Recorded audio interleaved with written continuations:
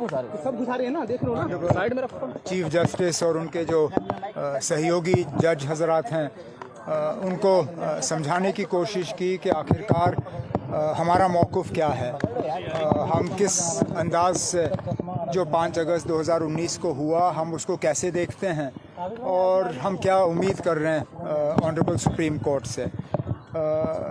Honourable chief justice साहब और उनके जो सहयोगी जज हजरात हैं बेंच पे, उन्होंने भी कई सवाल उठाए जो कि कोर्ट का काम होता है। सर, संविधान सभा का सवाल उठा, जम्मू कश्मीर की संविधान सभा का सवाल खास तौर से उठाया गया ना। अगर ये सवाल नहीं उठेगा तो कौन सा सवाल उठेगा?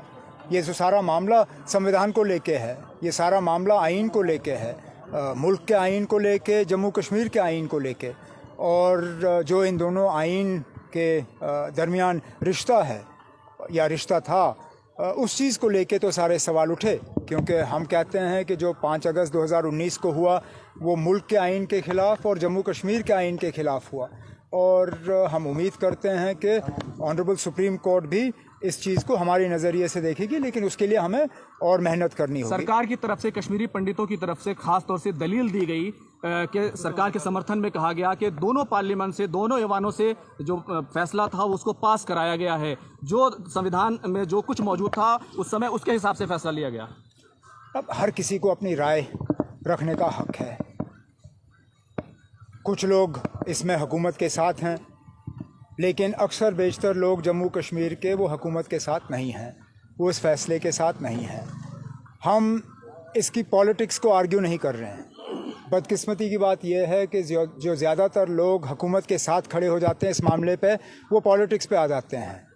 हम संविधान की बात कर रहे हैं, आइन की बात कर रहे हैं, कानून की बात कर रहे हैं।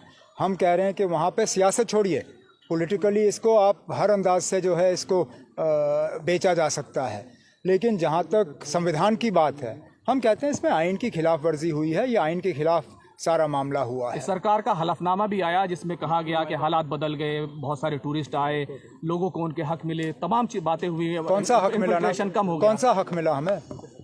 मुझे बताइए ना, कौन सा हक मिला? मैं आपको आज अभी रीट्वीट के ज़रिए आपको सारे आंकड़े दे दूंगा, जिसमें कि एक पत्रकार जम्मू कश्मीर के, उन्होंने बिल्कुल साफ तौर ये साबित किया है कि ये सारा जो इन्होंने डेवलपमेंट की बात छेड़ी है और सारा कुछ जो ये कह रहे हैं 2019 के बाद बदला है, ये सारा गलत है, झूठ है। जम्मू कश्मीर में कुछ खास नहीं बदला। और जहाँ तक आप इन्फिल्ट्रेशन की बात करते हो, अगर वाकई ये बात सही है तो असेंबली इलेक्शन क्यों नहीं करा रहे हो? आप क्यों नहीं करा रहे हो? कहीं ना कहीं तो फिर मामले में गड़बड़ है। सर, बीजेपी ये कह रही है कि अब जो हो रहा है वो सब वो लोग गए हैं जिन्होंने आज तक सैकड़ों साल जम्मू कश्मीर को लूटा है, और अब उनकी लूट की दुकानें बंद हो गई थी, इसलिए उनकी दुकानें दोबारा चालू कराने के लिए एक पॉलिटिकल सवाल खड़ा करने की कोशिश है। पॉलिटिकल सवाल, बीजेपी का काम है पॉलिटिक्स करना। पॉलिटिकल जवाब हम उनको देंगे अगर वो मैदान में उतरने की हिम्मत करें। बुज़दिलों की तरह वो असेंबली के ये इलेक्शन कमीशन के पीछे क्यों छुपे हुए हैं? ये बड़ा आसान है बीजेपी वालों को। सुने ना, मुझे बात ख़त्म करने दीजिए। बीजेपी वाले आप लोगों को अपने दफ्तर में बुला के बड़े बड़े बयान देते हैं, हमारे ऊपर बड़े इल्ज़ाम लगाते हैं, बड़े आरोप लगाते हैं, लेकिन लोगों का सामना करने के लिए वो तैयार नहीं है। ये बुज़दिली है ना। आप सामने आइए, मैदान में हमारा मुकाबला करिए, हम देखते हैं कौन कहाँ पे खड़ा है। जम्मू कश्मीर के अवाम को लेकर कितना बड़ा सवाल अब सुप्रीम कोर्ट के सामने है? शायद आज़ादी के बाद से लेके आज तक सबसे बड़ा सवाल। इतना बड़ा सवाल जम्मू कश्मीर को लेके शायद ही सुप्रीम कोर्ट के सामने आज़ादी के बाद आया होगा, और तभी तो मैं यहाँ ज़िंदगी में पहली बार सुप्रीम कोर्ट आया हूँ। इससे पहले भी जम्मू कश्मीर को लेके केस आए हैं, लेकिन मैं कम से कम मैंने अपनी ज़िम्मेदारी नहीं समझी कि मैं उस वक्त सुप्रीम कोर्ट आऊँ। आज खुद यहाँ अपने साथियों के साथ सुप्रीम कोर्ट आया हूँ। शायद इसी से आपको इशारा मिलेगा कि कितना बड़ा मामला है ये जम्मू कश्मीर के लिए। बीजेपी के लोग कह रहे हैं कि कुछ भी कर ले, अब 370 गई हुई बात हो गई, अब वापस नहीं आएगा, इस बात को मान लेना चाहिए। सुप्रीम कोर्ट तक मामला है ना। अब जब हम यहाँ पे ये दावा नहीं कर रहे हैं कि हमें पता है कि सुप्रीम कोर्ट के जज क्या फैसला करेंगे, बीजेपी वाले ये दावा कैसे कर सकते हैं? ये तो इंसल्ट है जुडिशरी का। This is tantamount to almost as good as contempt of court. This should be taken a very serious note of. the Honorable Chief Justice and his brother judges are on the bench listening to this matter. How can the BJP pronounce judgment before the Honorable Supreme Court has pronounced judgment? This is contempt of court. This is highly unacceptable and objectionable from a responsible political party like the BJP that runs this country today.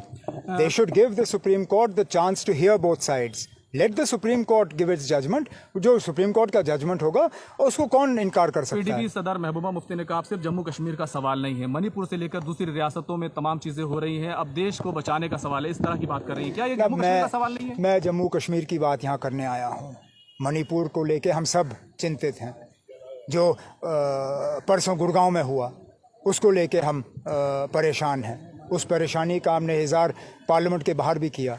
Manipur की जहाँ तक बात हुई, वो हमारे party के सदर जनाब फारूक अब्दुल्ला साहब ने बार बार मणिपुर का भी जिक्र किया है। लेकिन आज का मामला जो है वो जम्मू कश्मीर को लेके है। हाँ, इसका असर बाकी रियासतों पे भी पड़ सकता है।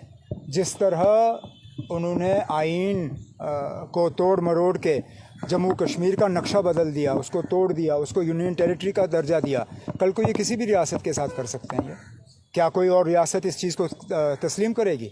मिसाल के तौर पे अगर बीजेपी लगातार वेस्ट बंगाल में हारती रही तो उनको कौन रोकेगा वेस्ट बंगाल में ये करने से? वो अपने आप को दोबारा कॉन्स्टिट्यूएंट असेंबली के इख्तियार दे के वेस्ट बंगाल को तोड़ के वहाँ यूनियन टेरिटरी बनाएंगे। तभी तो हम कहते हैं ना, ये ठीक है, ये मामला जम्मू कश्मीर का है, हमारे साथ जो हुआ सो हुआ, लेकिन बाकी मुल्क में किसी और रियासत के साथ ये नहीं होना चाहिए। उसलिए भी हम ये मुकदमा जो है लड़ रहे हैं। जिस वक्त ये धारा 370 में इम्प्लीमेंट किया गया था तो जम्मू कश्मीर से लेकर और पूरे हिंदुस्तान में बीजेपी ने अपनी काफ़ी पेट थपथपाई थी। आपको लगता है कि वो राजनीतिक मुद्दा 370 के अंदर ढूंढने की कोशिश की गई थी? ये उनका पुराना मुद्दा था और मुझे उससे कोई एतराज़ नहीं है। हर पॉलिटिकल पार्टी को अपना हक होता है कि वो लोगों के सामने अपना मौक़िफ़ रखें और उस मौक़िफ़ के बुनियाद पे वो लोगों से वोट हासिल करें। लेकिन जो हुआ जम्मू कश्मीर के साथ हुआ, लेकिन इसमें जम्मू कश्मीर के लोगों की राय नहीं ली गई। यहाँ तक कि जो उस वक्त जम्मू कश्मीर के गवर्नर थे, शायद उनकी भी राय इसमें नहीं ली गई। वो खुद आज कहते हैं, मीडिया के ज़रिए मैंने उनके इंटरव्यू देखे जिसमें उन्होंने कहा कि सुबह उनको फ़ाइल दी गई, कहा गया दस्तखत करो, और उसके बाद 11 बजे वो फ़ाइल पार्लियामेंट में प्रेजेंट हुई। अगर जम्मू कश्मीर के गवर्नर के साथ बातचीत नहीं हुई, जम्मू कश्मीर के लोग तो दूर की बात ना, उनसे तो कोई पूछताछ हुई नहीं।